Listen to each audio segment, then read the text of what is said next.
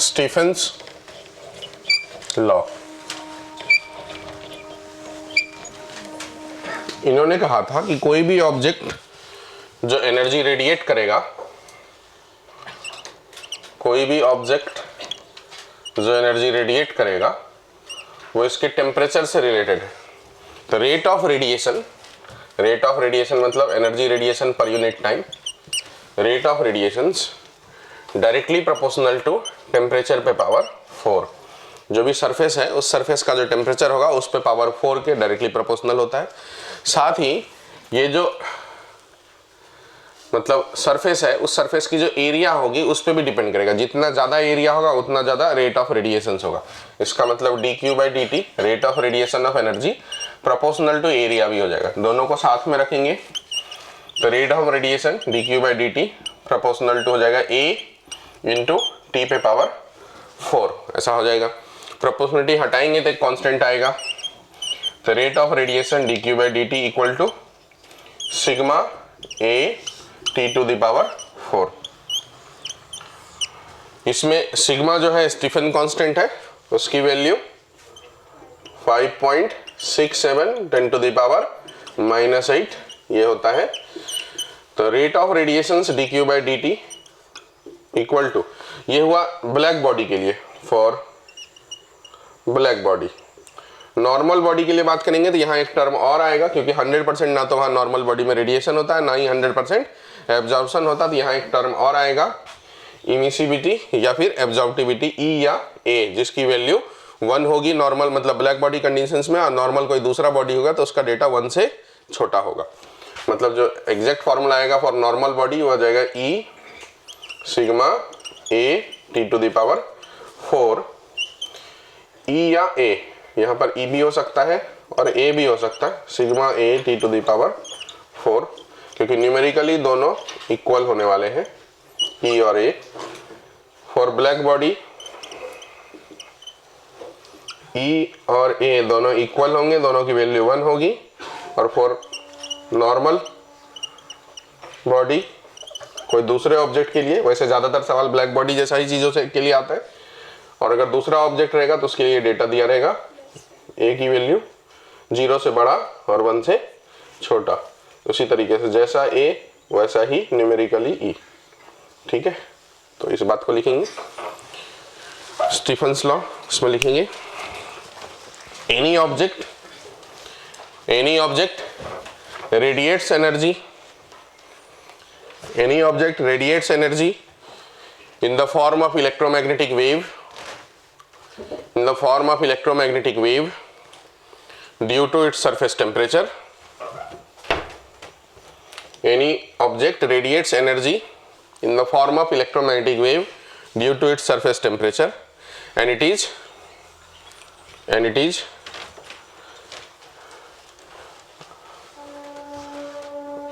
को काट कर देंगे, and the rate of radiation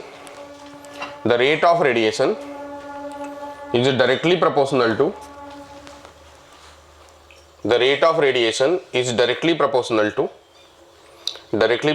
to fourth power of surface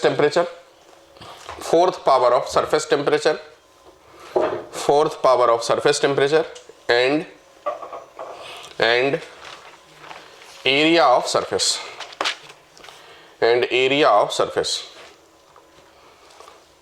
नीचे ये सब बातें लिख डालें।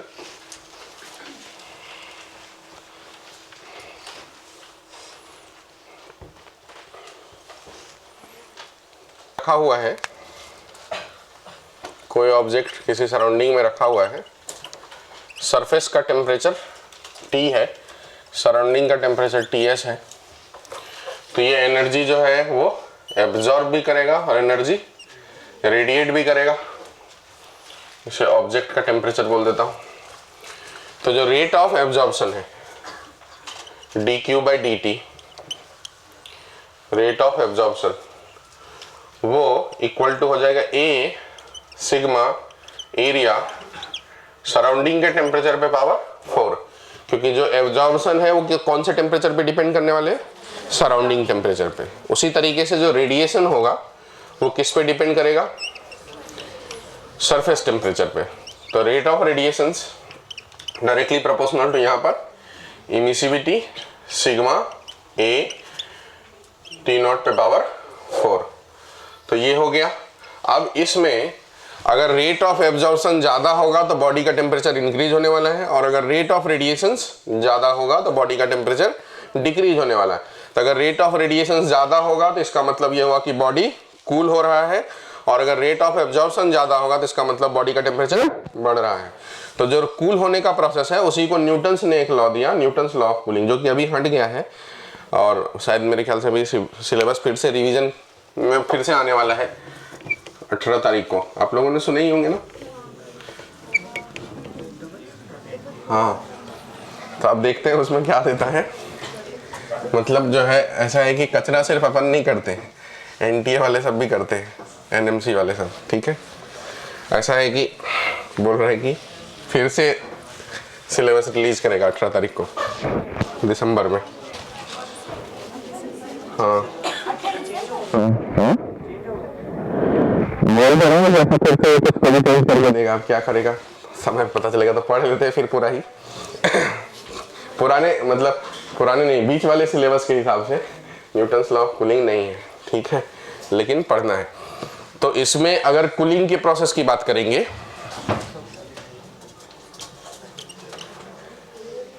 क्या पता चला खुशियां इतने दिनों का ही था कूलिंग के प्रोसेस की बात करें तो इसका मतलब कूलिंग तब होगा जब रेडिएशंस ज़्यादा होंगे, एब्जॉर्प्शन कम होंगे। तो जो रेट ऑफ रेडिएशंस है उसका वैल्यू ज़्यादा होगा, रेट ऑफ एब्जॉर्प्शन की वैल्यू कम होगी। तो इसमें हम लोग दोनों में डिवाइड कर देते हैं, dQ/dt, रेडिएशन माइनस एब्जॉर्प्शन। तो इस प्रोसेस से न्यूमेरिकली तो ये दोनों एक इक्वली होने वाला है, और फॉर ब्लैक बॉडी ये सब की वैल्यू 1 ही होने वाली है। तो अगर हम इसे कंसीडर नहीं करें, ब्लैक बॉडी के हिसाब से सोचें, इसे कंसीडर नहीं करें, तो सिग्मा ए टेम्परेचर पे पावर 4 माइनस TS पे पावर 4, यही हो जाएगा rate of cooling.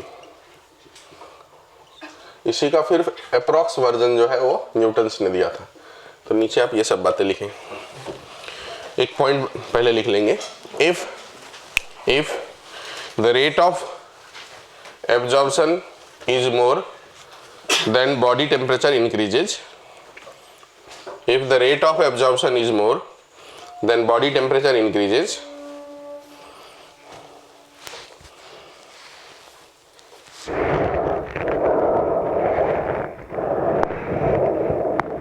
If less then object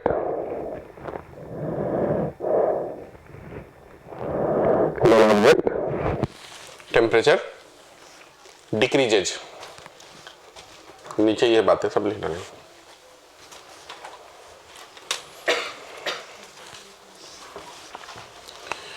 Newton's ने बताया था कि जो टेम्परेचर के गिरने का रेट है वो प्रोपोर्शनल टू होता है सराउंडिंग और जो टेम्परेचर होता है ऑब्जेक्ट का एवरेज टेम्परेचर, उसके बीच का डिफरेंस। तो इस बात को लिखेंगे, the rate of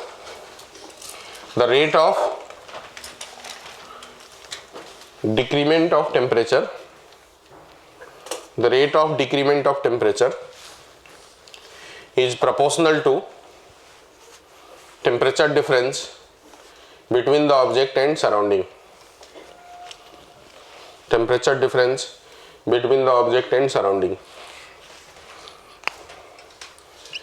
dt/dt proportional to delta t। Proportionality हटाएंगे तो एक कांस्टेंट आता है जिसे कहते हैं कूलिंग कांस्टेंट या Newton cooling constant, delta T. जो फॉर्म इसका काम आता है सवाल बनाने में, यहाँ dt का मतलब टेम्परेचर डिफरेंस। तो कोई भी ऑब्जेक्ट का टेम्परेचर मान लीजिए अभी θ1 है, सराउंडिंग का टेम्परेचर θ0 है, θ0 है, और ये θ1 से θ2 हो गया टेम्परेचर गिर करके t टाइम में। तो यहां पर dt के जगह पे होता है θ1 माइनस θ2, टेम्परेचर डिफरेंस कितने देर में वो समय, equal to Newton's cooling constant into temperature difference.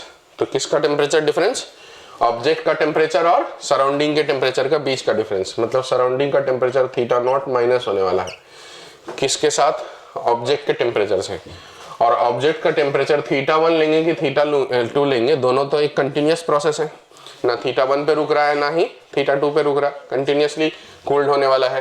तो इसलिए हम लोग इसका एवरेज वैल्यू लेते हैं यहाँ पर, थीटा एवरेज। तो एवरेज बोले तो θ1 प्लस θ2, मतलब जो फाइनल फॉर्म हमको ध्यान रखना है जिससे कि हमको सवाल बनाने हैं, वो divide by T equal to K into θ1 plus θ2 by 2 minus θ0। ये है न्यूटन्स लॉ ऑफ कूलिंग। लेकिन ये सिर्फ और सिर्फ तभी वैलिड है जब ये टेम्परेचर जो डिफरेंस होगा डेल्टा टी वो 35 से कम या बराबर हो, उससे ज़्यादा में ये वैलिड नहीं है, क्योंकि उससे ज़्यादा जब वैलिड होता है तो ये फॉर्मूला आता ही नहीं है, फिर हमको एग्जैक्ट फॉर्मूले इससे जाना पड़ेगा। यहाँ से ही ये फॉर्मूले आए हैं अप्रॉक्सीमेशन लगा करके। तो अप्रॉक्सीमेशन तभी तक सिर्फ काम करा जब तक कि ये टेम्परेचर डिफरेंस 35 केल्विन के 35 डिग्री या केल्विन जो भी बोलिए उतना टेम्परेचर डिफरेंस का होगा, तभी तक ये अप्रॉक्सीमेशन काम करेगा प्रॉपरली, अदरवाइज ये अप्रॉक्सीमेशन काम नहीं करेगा। इसलिए इस बात को ध्यान रखेंगे कि न्यूटन्स लॉ ऑफ कूलिंग का डेरिवेशन सिर्फ और सिर्फ तभी तक काम करेगा जब तक टेम्परेचर डिफरेंस, बॉडी टेम्परेचर और सराउंडिंग टेम्परेचर के बीच का डिफरेंस 35 डिग्री या उससे कम हो। अगर उससे ज़्यादा होता है तो फिर ये वाला डेरिवेशन काम नहीं करेगा, ये अप्रॉक्सीमेशन वाला जो कॉन्सेप्ट है ये काम नहीं करेगा, फिर हमको इसी से जाना पड़ेगा। ठीक है, तो नीचे आप ये सब बातें लिख डालें। हो गया, लिख लिए। अब मैं यहाँ बाजू में डेरिवेशंस करता हूँ कि आया कैसे था ये, क्योंकि कभी कभी डेरिवेशंस तो यूज नहीं होंगे, कभी ऐसे सवाल नहीं आएंगे, लेकिन उसके रिलेशन टेम्परेचर के कभी आ सकते हैं। तो देखिए, रेट ऑफ कूलिंग मतलब ऊपर में हीट चेंज बाय टाइम है, यही ना रेट ऑफ कूलिंग हुआ, ये dq बाई dt हुआ ना, नेट dq बाय dt। तो dq का मतलब हीट, dt का मतलब टाइम। तो जो ऑब्जेक्ट कूल हो रहा है वो कितना हीट लॉस कर रहा है पर्टिकुलर टाइम पे, तो हीट कितना लॉस कर रहा है इसका मतलब उसका टेम्परेचर बदल रहा होगा। तो वो जो हीट होगा वो क्या लिखेंगे, ms डेल्टा थीटा। m का मतलब मास, s का मतलब specific heat into temperature difference by time dt equal to, ये हो जाएगा सिग्मा ए। अच्छा, कूल इसलिए हो रहा है क्योंकि सराउंडिंग का टेम्परेचर कम है और ऑब्जेक्ट का टेम्परेचर ज़्यादा है। तो सराउंडिंग का टेम्परेचर कम है और ऑब्जेक्ट का टेम्परेचर ज़्यादा है, तो ऑब्जेक्ट का टेम्परेचर सराउंडिंग के टेम्परेचर से थोड़ा सा ज़्यादा होगा, तो इसलिए ऑब्जेक्ट के टेम्परेचर को सराउंडिंग का टेम्परेचर प्लस डेल्टा टी लिख देते हैं। मतलब हम ऐसा लिखेंगे, ऑब्जेक्ट के टेम्परेचर को सराउंडिंग का टेम्परेचर प्लस डेल्टा टी, इस पे पावर 4 माइनस सराउंडिंग के टेम्परेचर पे पावर 4, ऐसा लिख सकते हैं। ऑब्जेक्ट का टेम्परेचर जो हो गया सराउंडिंग के टेम्परेचर से थोड़ा सा ज्यादा है, कितना ज्यादा है, तो टेम्परेचर डिफरेंस ऑब्जेक्ट के टेम्परेचर और सराउंडिंग के टेम्परेचर, ऐसा करके मैंने लिख दिया। अब यहाँ से सराउंडिंग का टेम्परेचर कॉमन लूंगा, तो ये वाला टर्म क्या हो जाएगा। ये डेरिवेशंस आपको याद नहीं रखना है बिल्कुल भी, बस आप देखते चलिए। सराउंडिंग के टेम्परेचर पे पावर, सराउंडिंग का टेम्परेचर बाहर लेंगे तो सराउंडिंग के टेम्परेचर पे पावर 4, ये हो जाएगा 1 plus delta T by surrounding का टेम्परेचर पे पावर 4 माइनस इस पे पावर 4।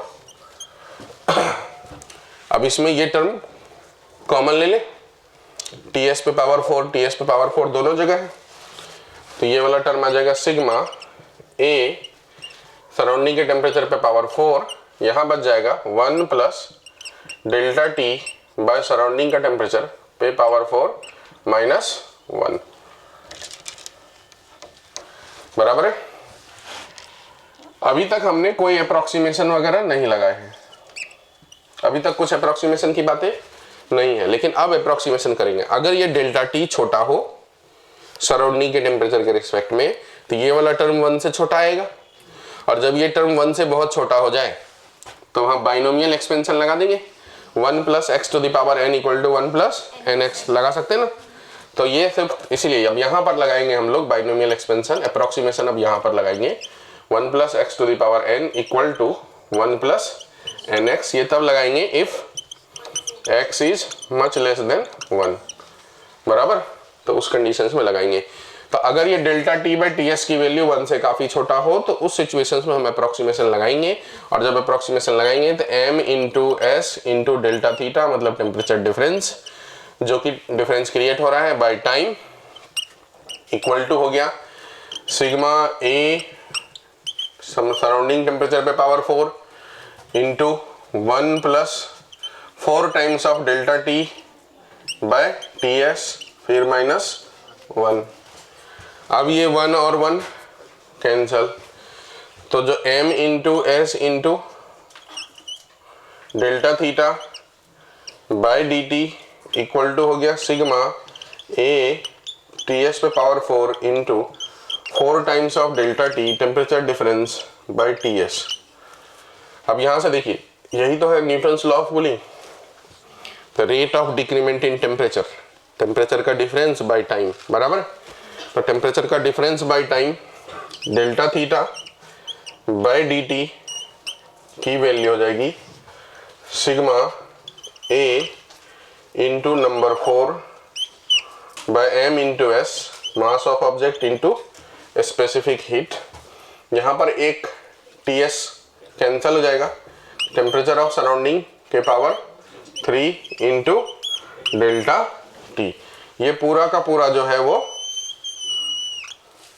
कांस्टेंट है, न्यूटन्स कूलिंग कांस्टेंट के। ठीक है, तो आपको क्या ध्यान रखना है, आपको बस ये ध्यान रखना है इस पूरे डेरिवेशन से में क्या पता चला। एक पॉइंट तो यहाँ नोटिस करना है कि ये 35 ही क्यों आया, मतलब उससे ज्यादा बड़ा में क्यों नहीं वैलिड है। तो आप देखो ध्यान से, सराउंडिंग का जो टेम्परेचर है जनरली कितना होता है 300 केल्विन, बराबर। 300, 350, 320 यही तो रहेगा ना जनरली सराउंडिंग का टेम्परेचर। ज्यादा से ज्यादा 100 डिग्री टेम्परेचर हो जाएगा, 50 डिग्री, 40 डिग्री, 20 डिग्री, उसके हिसाब से आप यहाँ पर 300 केल्विन एक एजम्पशन कर लो। अगर ये टेम्परेचर डिफरेंस मतलब ये डेटा 10% से ज्यादा हुआ तो क्या ये अप्रोक्सीमेशन लगा पाएंगे? ठीक से तो अप्रोक्सीमेशन 5% तक ही लगाना चाहिए हमको, लेकिन अगर ज्यादा से ज्यादा भी मान लेंगे तो 10% से ज्यादा अगर ये हुआ तो फिर हम लगा नहीं पाएंगे। तो अगर ये नीचे 300 केल्विन है तो उसका 10% ऊपर में कितना हुआ 30, तभी ये 0.1 होगा, अदरवाइज बड़ा हो जाएगा। तो ये जो टेम्परेचर डिफरेंस है 30, 35 उससे छोटा ही रहना चाहिए, 20, 25 रहेगा तो और ज्यादा अच्छा रहेगा। अगर ये 50, 60 हो जाएगा तो फिर 10% से बड़ा हो जाएगा, तो फिर वहां पर वो सिचुएशन ये जो पूरा का पूरा फॉर्मूला है वैलिड नहीं रहेगा। फिर हमको इससे ना बनाते हुए डायरेक्ट यहाँ से बनाना पड़ेगा, यहाँ तक कोई अप्रोक्सीमेशन है इससे बनाना पड़ेगा, और वो बहुत कैलकुलेशंस लंबा चौड़ा हो जाएगा जो कि आता नहीं है। तो एक बातें तो ये ध्यान रखना है डेटा कि कहाँ तक वैलिड है न्यूटन्स लॉ ऑफ कूलिंग, कौन से टेम्परेचर डिफरेंस तक। दूसरी बातें जो इंपॉर्टेंट है, आपको कभी कभी हो सकता है थियोरेटिकली पूछ लेगा कि रेट ऑफ कूलिंग का टेम्परेचर के साथ क्या रिलेशन है। तो आप देखो टी पे पावर 3 है, ये वाला बात ध्यान रखना है, टी पे पावर 3, जबकि याद रहता है टी पे पावर 4। दो जगह ऐसा गलतियां हो सकता है, एक यहाँ पर और एक बार और बोलेगा जब विंस डिस्प्लेसमेंट लॉ को रिलेट करेंगे तो सवाल आता है वहाँ टेम्परेचर के साथ रिलेशन, तो वहाँ टी टू द पावर 5 हो जाता है, क्योंकि 4 और 1 1 by lambda inversely proportional to T होता है, तो वो 1 बाई टी, तो वो एक और टी ऊपर चला जाता है, तो टी पे पावर वहाँ पर 5 हो जाता है, यहाँ पर टी पे पावर 3। ऐसे दो जगह कंफ्यूजन क्रिएट होते हैं, क्योंकि अपन सीधा याद रखते हैं डायरेक्टली प्रोपोर्शनल टी पे पावर 4, टी पे पावर 4, टी पे पावर 4। तो ये बातें अपन को ध्यान रखना है कि रेट ऑफ कूलिंग जो है वो टेम्परेचर पे कैसा रिलेट है, टी पे पावर 3। रेट ऑफ कूलिंग मास के साथ कैसा रिलेशन है, inverse. Rate of cooling specific heat के साथ कैसा रिलेशन है, इनवर्स। बस ये 2-3 बातें अपन को ध्यान रखना है, इसीलिए हमने ये पूरा डेरिवेशन आपके सामने करके दिए। ये आपको लिखने की जरूरत नहीं है, आप इससे इंपॉर्टेंट बातें ध्यान रख लेंगे। Rate of cooling directly proportional to temperature पे power 3, rate of cooling inversely proportional to mass, inversely proportional to specific heat, या फिर ये फॉर्मूला ही लिख लो जैसा भी आपको समझ जाए, और वो 35 से नीचे में जो है वैलिड है।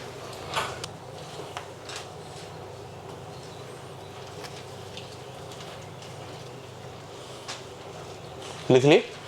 अब जो रेट ऑफ कूलिंग है हमेशा डिक्रीज करता है, क्योंकि rate of cooling directly proportional temperature difference, जैसे जैसे ऑब्जेक्ट कूल होता रहेगा हर इंस्टेंट पे ये डेटा बदलता चला जाएगा, कम होता चला जाएगा।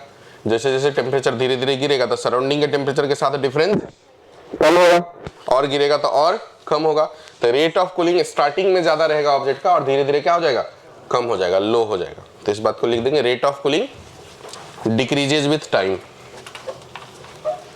Rate of cooling decreases with time, जैसे जैसे समय पास होगा वैसे वैसे कूलिंग के रेट जो होगा डिक्रीज होगा।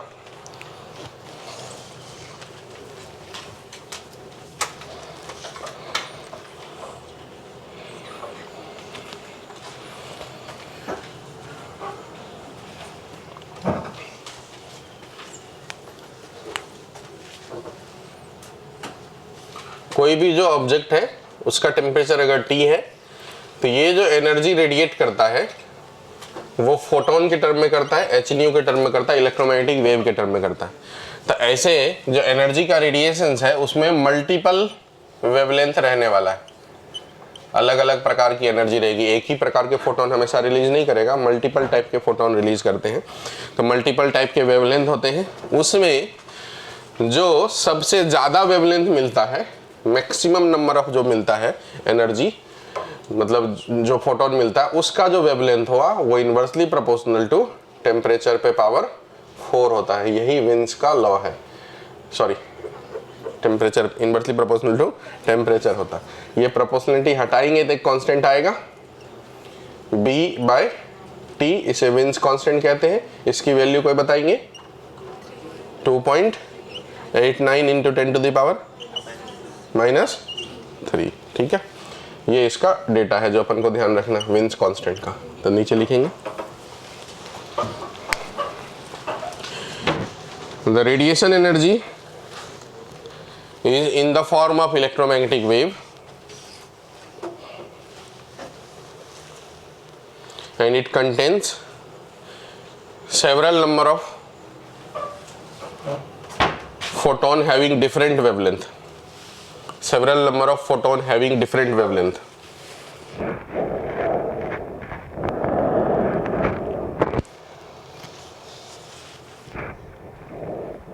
फुल स्टॉप दे करके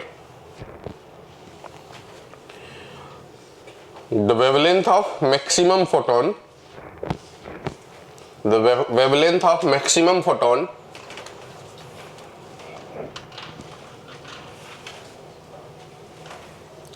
is inversely proportional to temperature, inversely proportional to temperature। अब नीचे डायग्राम बना करके ये सब लिख डालें।